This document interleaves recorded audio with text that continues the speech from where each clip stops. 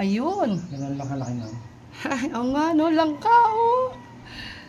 Ay, sarap gataan yan, Manong. Alam ko meron pa dyan sa taas. Patingin mo dyan sa taas. Punta Saan? rito sa dulo. Tapos silipin mo yung meron sa taas. Ay, sus ko po. Bata na wala eh. Abanti ka rin. Yung mga ilalim, wala. Ilalim, wala. Wala. Sabi niya na, meron daw. Wala. Meron daw. Wala nga. Bukod dyan, meron pa. Oh, tinitignan ko dito sa cellphone ko, oh. Ah, langka kayo dyan. Sariling tanim nila. Dito. Oh, ayun na ang kanyang bahay ni Manong. Oh. Oh. Ito ay sariling tanim. Pwede na itong gapasin. Hindi po naman. Ay, ayun, meron. Ayun, ayun, ayun. Ayun! Oh, dalawa.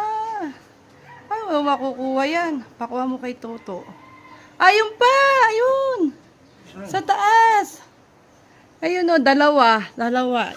Dalawa. Dalawa. Maliit pa. Yung doon. Oo nga. Oh.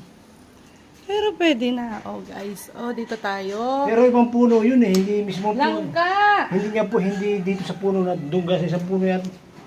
Kasi may isang puno po dyan. Oo. Sa kabilang puno. Turo. Tabi-tabi po.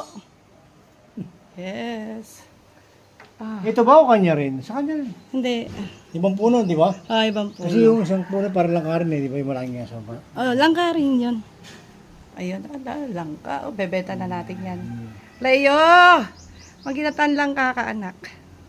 Ay, wow.